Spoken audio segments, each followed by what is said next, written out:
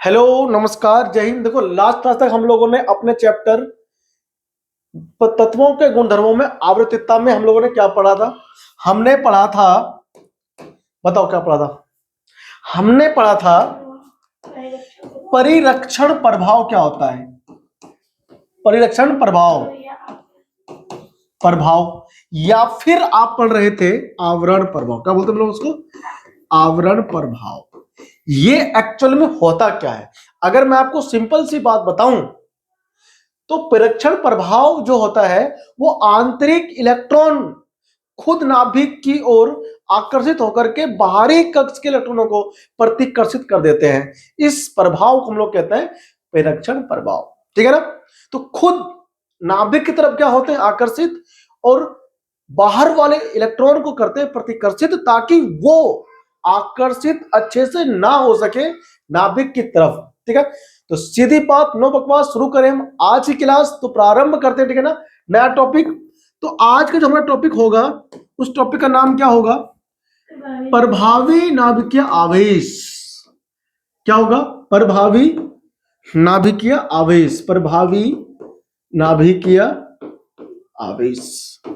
प्रभावी नाभिकीय आवेश क्या होगा, ये आज की क्लास में हम लोग करेंगे डिस्कस डिटेल में। क्या है ना, ये जो मैं आपको समझा रहा हूं, नाभिकीय आवेश, फिर परिरक्षण प्रभाव, फिर प्रभावी नाभिकीय आवेश, ये जितने भी चीजें आ रही है ना, ये कहीं ना कहीं आगे चल के यूज होगा इनऑर्गेनिक केमिस्ट्री में। तो इनको जानना, समझना, सीखना अति आवश्यक है। तो हम यहाँ पर इसी चीज को सीख रहे हैं कंटिन्यू। ठीक है ना? देखो ध्यान से। तो प्रभावी नाभिकीय आवेश को हम लोग क्या बोलते हैं? हम लोग बोलते हैं प्रभावी, यानी कि effective nuclear charge. Effective nuclear charge. ध्यान से सुनते जाना और समझते चलना। ठीक है ना? बहुत ही ज्यादा इजी चैप्टर है, हार्ड बिल्कुल भी नहीं है। चलो तो स्टार्ट करें क्लास आज की। देखो, प्रभावी नाभिकीय आवेश के बारे में बात करते हैं हम लोग फटाफट से। ये आ गया मेरे पास परमाणु। कौन आ गया? परमाणु हो गया। हम इसके अंदर थोड़ा सा और लेते हैं ना, कोष वगैरह ले लेते हैं। चलो देखो, इतना बहुत है। ठीक है? अब हमारे बिल्कुल बीच में कौन है? बताओ। नाभिक। कौन है बीच में? बिल्कुल नाभिक है। अब इसके आंतरिक कोष में, आंतरिक उपकोष में इलेक्ट्रॉन है। इधर भी है भाई, अब ये भी है। ठीक है ना? अब जो सबसे बाहर का इलेक्ट्रॉन है, कहां का?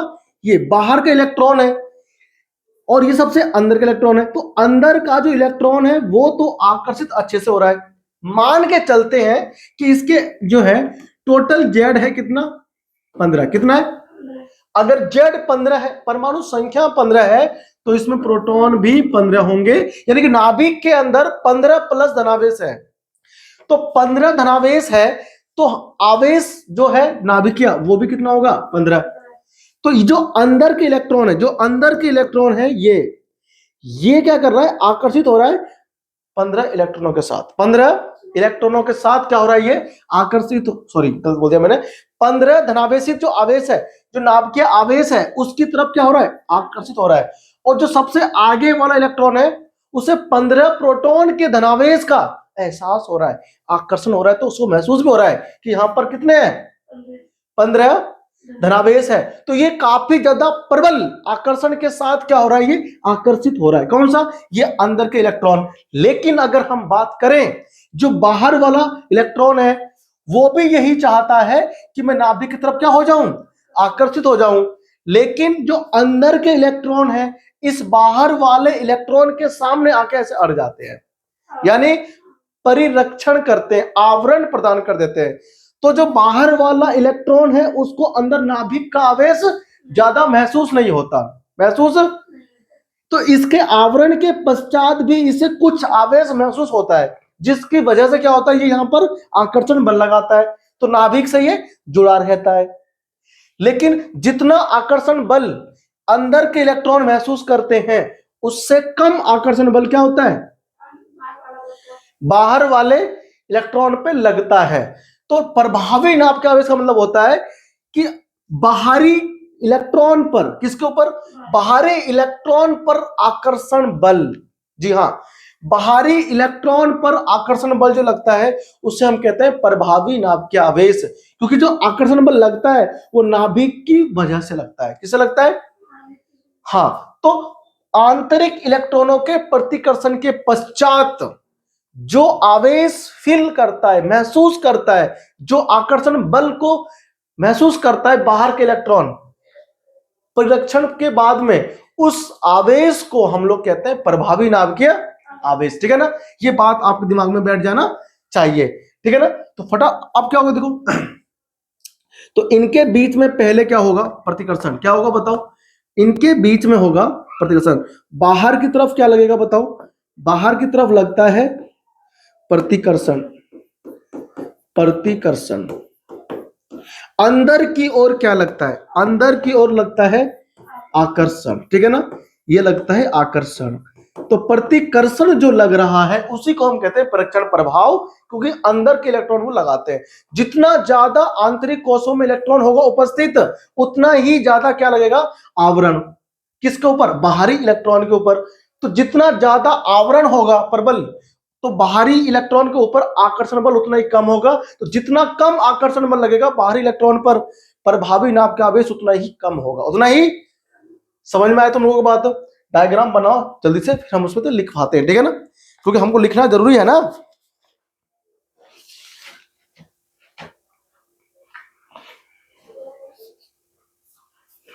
ठीक है, लिख तो आ जाओ।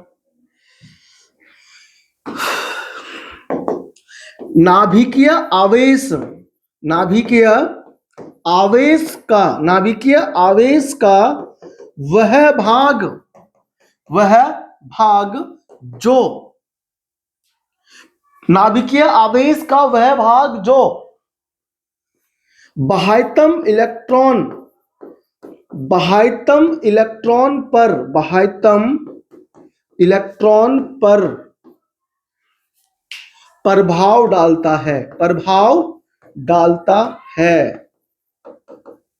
प्रभावी नाभिकीय आवेश क्या होता है? जितने इलेक्ट्रॉन नाभिक में, सॉरी, जितने इलेक्ट्रॉन आंतरिक कोशों में है, आंतरिक कोशों के इलेक्ट्रॉन के प्रतिकर्षण के पश्चात भी जितना आवेश ये महसूस करता है, यानी जो नाभिक है उसमें प्रभाव डालता है नाभिक, उस भाग को हम लोग कहते हैं क्या चीज? प्रभावी नाभिकीय आवेश। दिक्कत तो नहीं है ना? हाँ ठीक है भाई, कॉपी करो जल्दी से। ठीक है ना, नाभिकीय आवेश का वह भाग जो बाह्यतम इलेक्ट्रॉन पर प्रभाव डालता है, पर लिखा है बाह्यतम इलेक्ट्रॉन पर प्रभाव डालता है। प्रभावी नाभिकीय आवेश, प्रभावी नाभिकीय आवेश, प्रभावी नाभिकीय आवेश कहलाता है। समझ में आ गई ना? क्या प्रभावी नाभिकीय आवेश कहलाता है। इसे हम लोग क्या करते हैं? इसे जेड लिखते हैं कैपिटल, फिर ई स्मॉल में, और ऐसे जेड इफेक्टिव बोलेंगे हम लोग। क्या बोलेंगे? जेड इफेक्टिव से प्रदर्शित करते हैं। क्या करते हैं बताओ? प्रदर्शित करते हैं। दिक्कत तो नहीं किसी को? हम लोग जेड इफेक्टिव से क्या करते हैं? प्रदर्शित करते हैं। अब एक बात यहां पर देखो ध्यान से, बताओ नाभिक में कुल कितने प्रोटॉन थे? 15। तो 15 प्रोटॉन के बराबर धनावेश था किसमें? नाभिक में। तो जो बाहर के इलेक्ट्रॉन होंगे उसको जो महसूस होगा, उस पर जो प्रभाव पड़ेगा नाभिक का, वो 15 प्रोटॉन के धनावेश के बराबर प्रभाव नहीं पड़ेगा। ठीक है ना? अगर नाभिक में 15 प्रोटॉन का धनावेश है तो बाहर वाले इलेक्ट्रॉन को हो सकता है 12 इलेक्ट्रॉन का पड़ रहा हो प्रभाव, हो सकता है इलेक्ट्रॉन का नहीं, 12 प्रोटॉन का पड़ रहा हो इफेक्ट प्रभाव, हो सकता है 8 प्रोटॉन का पड़ रहा हो प्रभाव, हो सकता है 10 का पड़ रहा हो। अब 10 का पड़ रहा है कि 8 का पड़ रहा है कि 12 का पड़ रहा है प्रभाव बाहरी इलेक्ट्रॉन पर नाभिक का, ये निर्भर करता है किसके ऊपर? ये निर्भर करता है आंतरिक कोश में जो इलेक्ट्रॉन मौजूद है उसके परिरक्षण पर पड़ रहा है। अगर परिरक्षण अच्छा हो गया, गुड हो गया शील्डिंग, तो नाभिकीय प्रभावी नाभिकीय आवेश कम होगा। क्या होगा? कम होगा। समझा आप लोग? ठीक है ना? लिखो प्रभावी नाभिकीय आवेश, प्रभावी नाभिकीय आवेश प्रभावी नाभिकीय आवेश क्या होता है? वास्तविक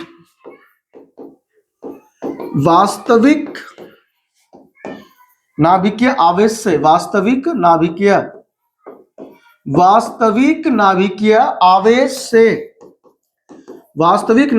आवेश से सदैव कुछ कम होता है। समझ आया तुम्हें? हमेशा कम होता है प्रभावी नाभिकीय आवेश। कहां का?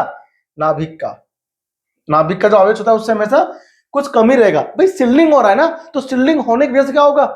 उसे कम आवेश महसूस होगा बाहरी इलेक्ट्रॉन को, शिल्डिंग यानी कि आवरण के कारण। ठीक है भाई, फटाफट से लिखो जल्दी से, है ना, फिर हम बढ़ते आगे। लिखो प्रभावी नाभिकीय आवेश की गणना। हेडिंग करो प्रभावी नाभिकीय आवेश की गणना। क्या लिखेंगे हम लोग? प्रभावी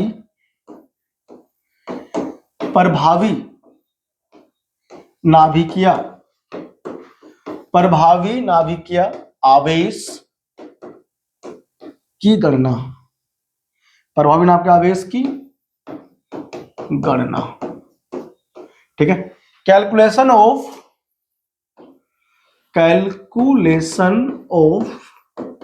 इफेक्टिव न्यूक्लियर चार्ज।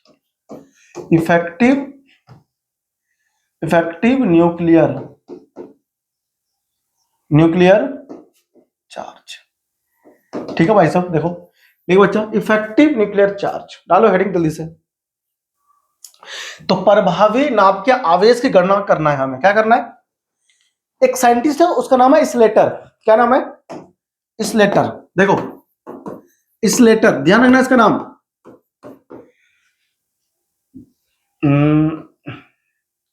स्टेलर होता है, सॉरी इसका नाम क्या होता है ना? इसका नाम है बच्चे का, स्टेलर ने दिया था ये हमारा, स्लेटर। ठीक है, स्लेटर, हाँ स्लेटर। ठीक है, स्लेटर नाम है साइंटिस्ट का। क्या नाम है? इसने क्या करा? प्रभावी नाभिकीय आवेश की गणना करने के लिए सूत्र दिया। क्या दिया? सूत्र देखो क्या दिया। इसने कहा भाई साहब जेड इफेक्टिव जो होगा, क्या होगा? जेड इफेक्टिव जो होगा ये हमेशा जेड माइनस सिग्मा होगा। क्या होगा? हाँ, जेड माइनस सिग्मा। अब यहां पर क्या कह रहा है? जेड जो है, चलो मैं इसे लिख देता हूं। जेड क्या है? जेड तो हो जाएगा परमाणु क्रमांक। क्या हो जाएगा? परमाणु क्रमांक होता है कौन? जेड। और सिग्मा क्या चीज है बताओ? सिग्मा कहते हैं स्क्रीनिंग प्रभाव, इफेक्ट कांस्टेंट, यानी कि परिरक्षण प्रभाव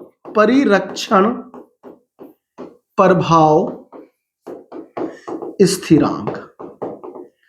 नहीं समझे आप लोग? परिरक्षण प्रभाव स्थिरांक हम लोग कहते हैं किसको? सिग्मा को। यानी कि स्क्रीनिंग इफेक्ट कांस्टेंट, मतलब इसका मान बिल्कुल फिक्स है, नियतांक है ये। कैसे? देखो इसका मान फिक्स है हमेशा। इसके मान क्या है? फिक्स है भाई साहब, आपको ध्यान रखना है। स्क्रीनिंग नियतांक हर एक इलेक्ट्रॉन को, परिरक्षण भी कह लो ना, परिरक्षण प्रभाव स्थिरांक कह लो, या परिरक्षण प्रभाव को हटा दो, केवल स्थिरांक लगाओ। ठीक है ना? परिरक्षण स्थिरांक, आप इस बात का ध्यान रखें, हम कहते हैं। ठीक है, तो सिग्मा का मान जो है वो फिक्स होता है। सिग्मा का मान फिक्स होता है। कितना होता है? सुन ध्यान से। एक एस के लिए सिग्मा का मान, इसे हम सिग्मा बोलते हैं। ठीक है ना? होता है 0.30। कितना होता है? 0.30। अब सुन ध्यान से, एन एस, एक एस को छोड़ करके एन एस और एनपी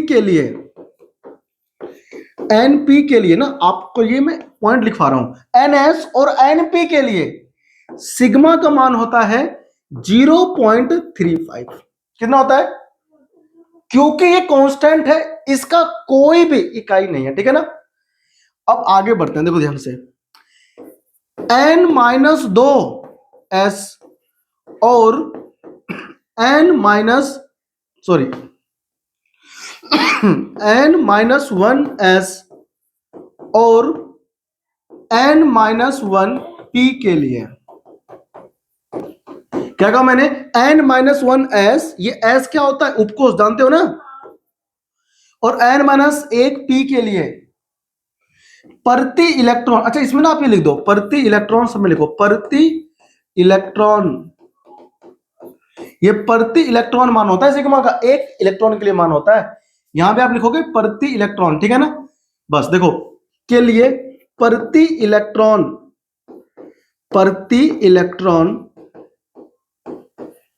सिग्मा का मान, किसका?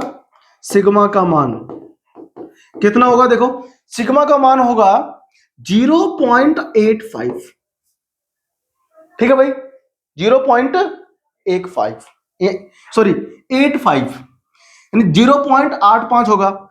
आगे आ जाओ, n माइनस 2 s और n माइनस 2 अन्य उपकोषों के लिए, अन्य उपकोष कोई भी हो सकता है, वो n minus 2 p d f है ना, कुछ भी हो सकता है। n माइनस 2 उपकोषों के लिए प्रति इलेक्ट्रॉन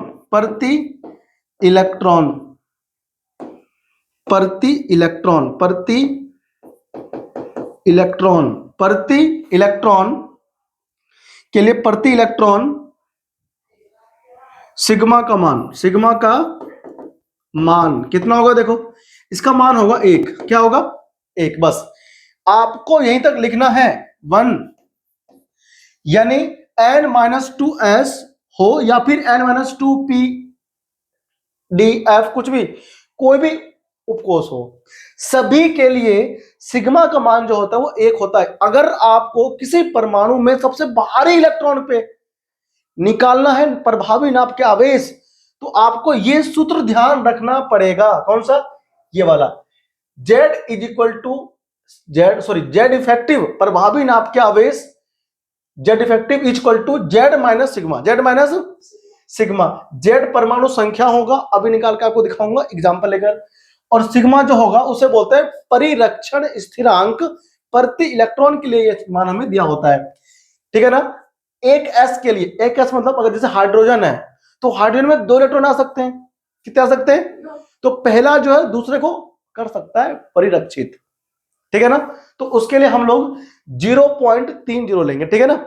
और बाकी 1s को छोड़ दो, NSP हो, NSP हो या NS हो, NS हो या NP हो, कोई भी उपकोष हो, प्रति इलेक्ट्रॉन जो होता है सिग्मा का मान 0.35, कितना होता है? 0.35 होता है।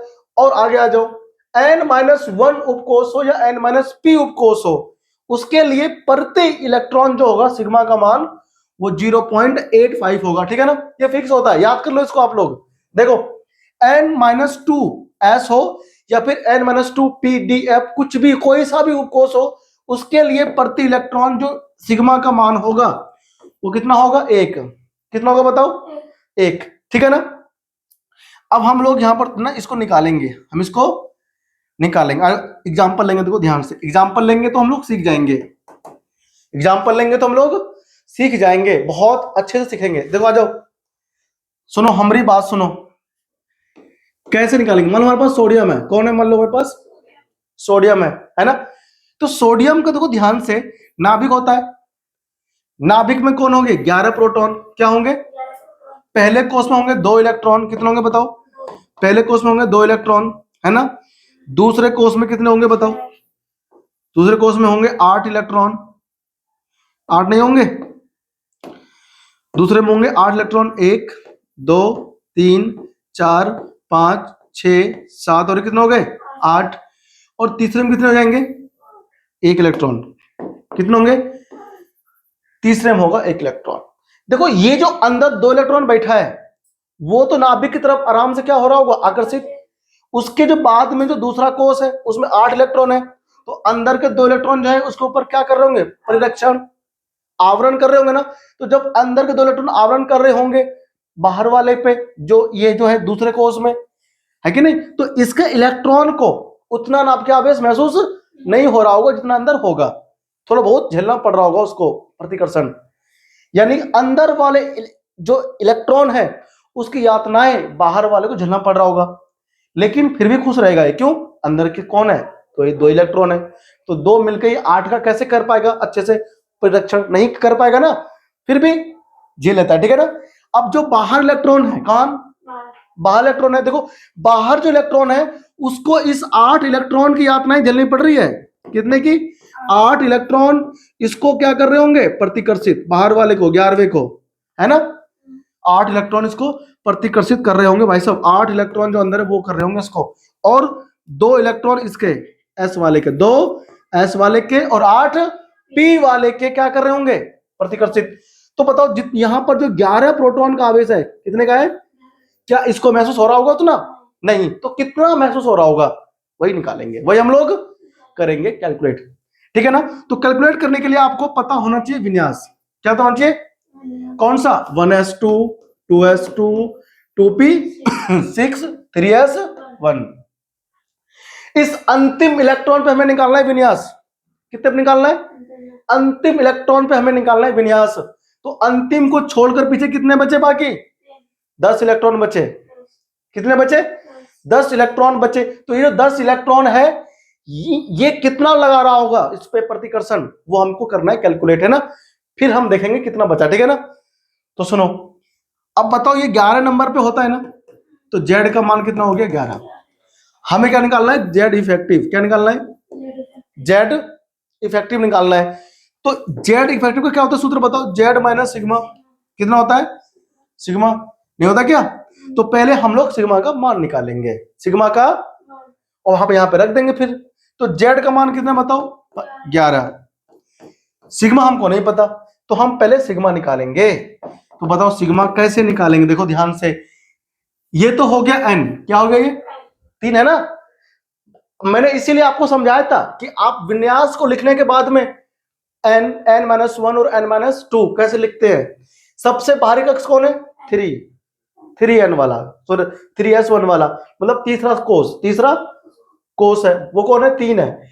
अब ये देखो 2 है ना, 2, तो 3 में से गया तो n-1 नहीं है, ये n हो गया और ये n-1 हो गया, और ये क्या इधर बेटा n-2 है। ये क्या है? ये n-2 नहीं तुमको दिख रहा, तो एक क्यों कह रही n-2।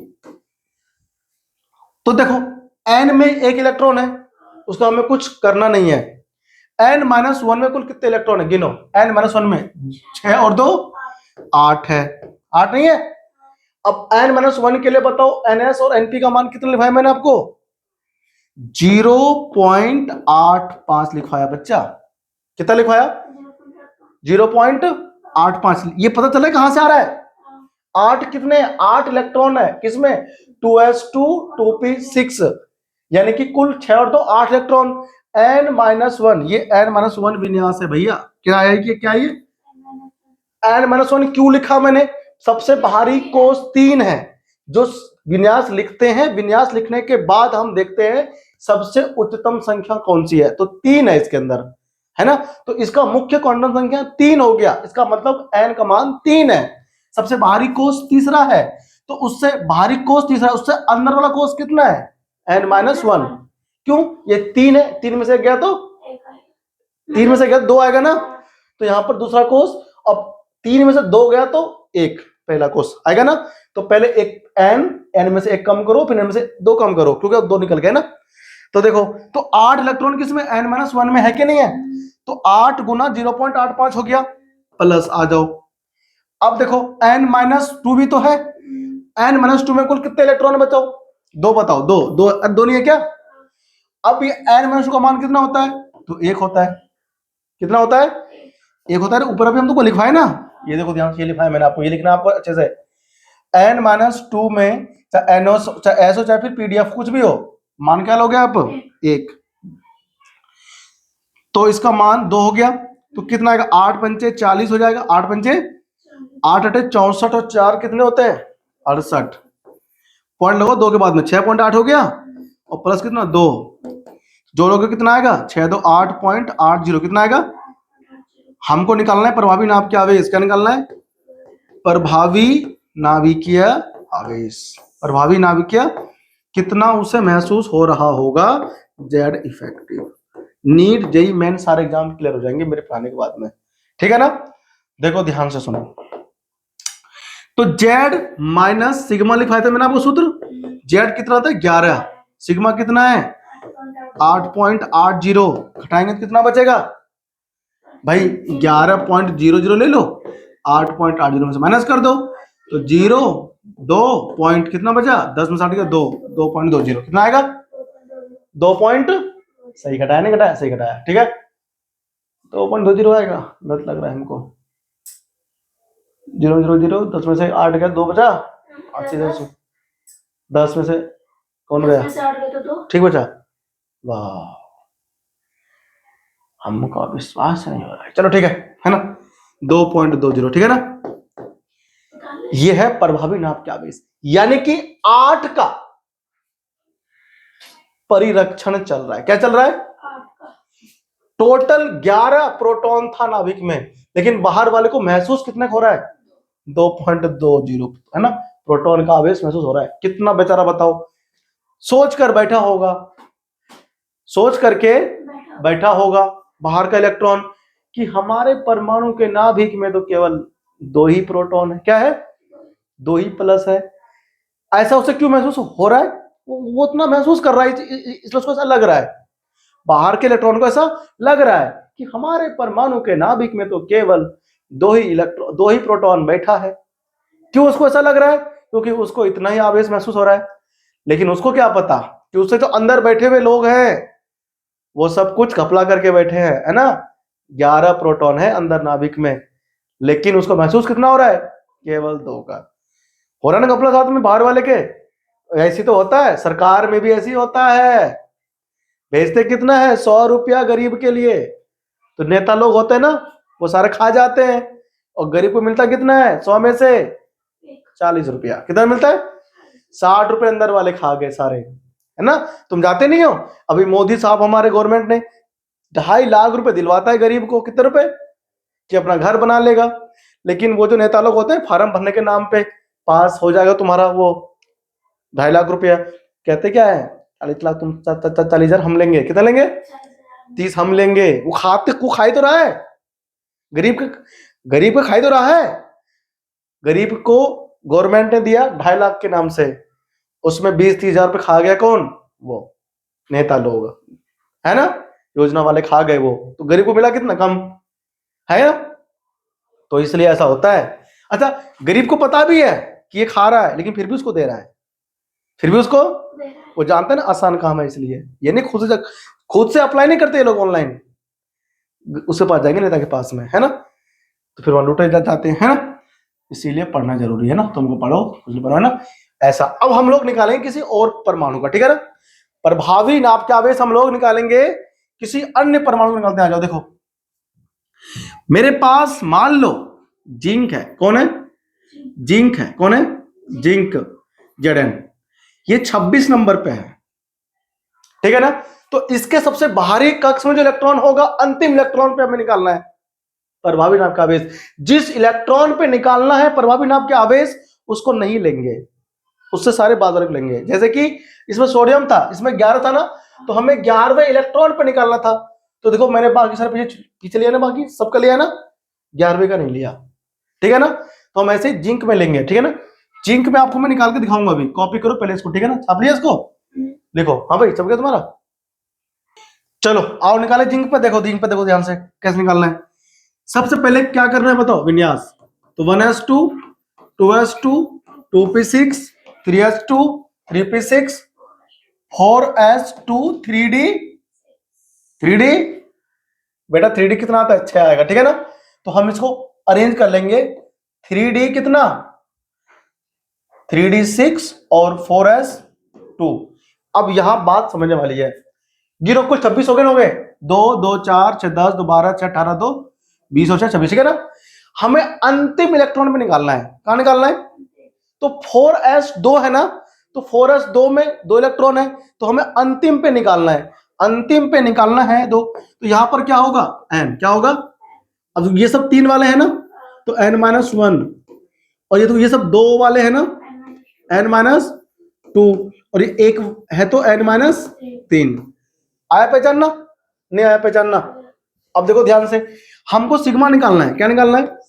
सिग्मा। अंतिम इलेक्ट्रॉन छोड़ दो, एक इलेक्ट्रॉन उसमें है फिर भी, तो अगर क्या है, ns है, क्या है, तो s में कितने हैं बताओ, एक इलेक्ट्रॉन, कितने हैं, एक इलेक्ट्रॉन है, तो 1 गुना 0.35, नहीं समझ में आया, 1 गुना 0.35।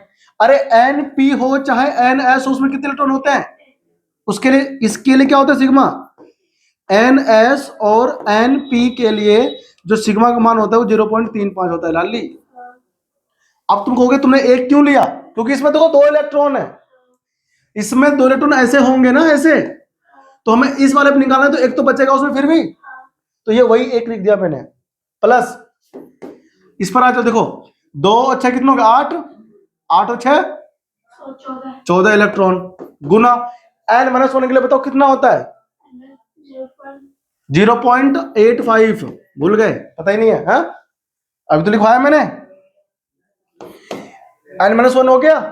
अब देखते हैं ध्यान से, 6 2 8 और 2 10, तो 10 इलेक्ट्रॉन, हाँ बेटा, n-2 और उसके बाद जितने मर्जी आएंगे, n-3 4 सबके लिए 1 होता है, सिग्मा का मान कितना होता है भाई, n-2 के लिए था कितना, एक था ना, n-2 हो चाहे जितना मर्जी हो, n-3 4 5, ठीक है ना, जो भी, सबके लिए क्या लेंगे, एक लेंगे, किसका, सिग्मा का मान।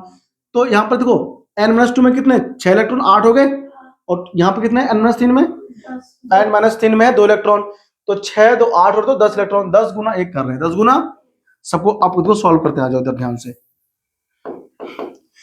0.35 हो गया, प्लस 14 गुना करो 0.85,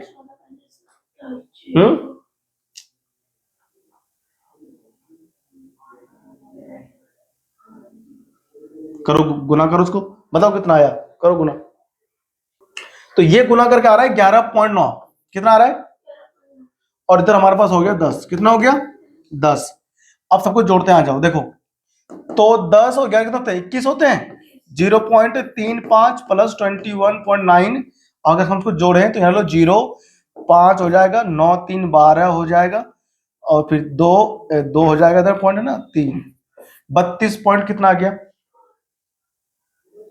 अरे sit sit sit sit sit, इतना थोड़ा आएगा, 21.9 है ना, तो 505 आ गया, 9 3 कितना हो गए, 12, 12 का 2 चलेगा, एक एक और 0 कितने हो गए,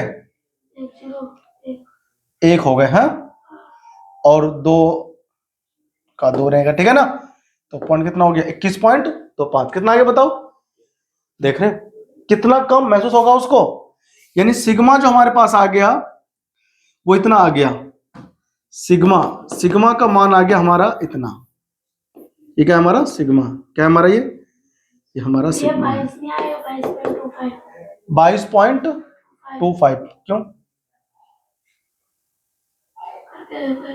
5 5 हो गया, 9 3 12 13, सॉरी 12 1 हो गया, जीरो तो उसके नीचे आएगा, एक वहां पे पहले से, अच्छा अच्छा अच्छा, एक और एक 2 होगा, ठीक है ठीक है, यहाँ पे 2 होगा, ठीक है ना, यहाँ पे 2 आएगा ना, 22.25 कितना आएगा, 22.25, ठीक है ना, तो अब निकालो जेड इफेक्टिव, जेड इफेक्टिव निकालो, कितना आएगा बताओ, 26 था भाई, 26 जेड है ना, जेड कितना है, परमाणु संख्या 26 है उसका, जेड एन का, सॉरी 30 है, ये क्या बेटा इसका, ये जेड जिंक है ना, तो अरे हमने गलत कर दिया भैया, देखो ध्यान से बेटा, जिंक है ना, तो जिंक 26 पे नहीं है, जिंक जो हमारा 30 नंबर पे होता है, ये गड़बड़ी क्यों कर रहे हैं, 30 पे है ना, तो इसमें हम लोग पूरे 10 भरेंगे, कितने भरेंगे इसमें बताओ, इसमें हम पूरे, इसमें तो ठीक ही है, इसमें हम लोग पूरे 10 भरेंगे, कितने कितने 10 भरेंगे, ठीक है ना, तो 10 से 16 और 2 कितने हो गए 18, तो यहाँ पर 14 के स्थान पे कितना आएगा 18 आएगा, ठीक है ना, और जब 18 से गुना आप दोगे तो फिर यहाँ पर 11.9 नहीं आएगा, हम गुना कर देते हैं, 18 गुना 0.85, ठीक है ना, ये आएगा 15.3, कितना आएगा 15.3 आएगा, ठीक है ना। अब 15.310 कितने होंगे? 25 है ना, तो यहाँ पे आ जाएगा तुम्हारा 25.3, और यहाँ पर करोगे सॉल्व तो ये निकल के आएगा 25.38। कितना आएगा? 25.38, ठीक है ना। अब माइनस करेंगे हम लोग यहाँ पर 30 माइनस 25.38, ठीक है ना। अब हम इसको अगर करें आपस में सॉल्व तो 30.00 में से माइनस करेंगे 25.38, कितना आएगा? 6.4 है ना, या कितना आएगा इधर ये, ठीक है भाई। तो 4.62, ठीक है भाई। तो जेड इफेक्टिव कितना आ गया बताओ? यानी कि नाभिक में कुल बैठे कितने हैं? 30 प्रोटॉन बैठे हैं, तो बाहर के इलेक्ट्रॉन जो से कितना महसूस हो रहा है? केवल 4.62। इतना ज्यादा उस पर लिंक लग रहा होगा आंतरिक इलेक्ट्रॉन के द्वारा, ठीक है ना। नोच कर खा रहा होगा सारे अंदर वाले नाभिक के आवेश को, अंदर वाले इलेक्ट्रॉन, ठीक है ना, और बाहर वाले को कुछ नहीं मिल रहा होगा, इतना कम मिल रहा होगा, ठीक है ना। तो ऐसे हम लोग सॉल्व करते हैं प्रभावी नाभ के आवेश। तो अगली क्लास में हम लोग आगे बढ़ेंगे अपने चैप्टर में और आपको समझाएंगे कुछ और ऐसे टॉपिक्स। फॉर एग्जांपल लेंथेनॉइड संकुचन क्या होता है, डी ब्लॉक संकुचन क्या होता है, जो कि काफी ज्यादा हेल्पफुल होता है किसको पढ़ने में? इनऑर्गेनिक केमिस्ट्री को पढ़ने, ठीक है ना। तो चैनल को सब्सक्राइब जरूर कर लेना ताकि आपको नए वीडियो का नोटिफिकेशन मिलता रहे, और वीडियो को लाइक कर देना ताकि और बच्चे पढ़ सके आपकी तरह ही, ठीक है ना। आपसे मिलेंगे हम लोग अगली क्लास में। थैंक यू, नमस्कार, जय हिंद।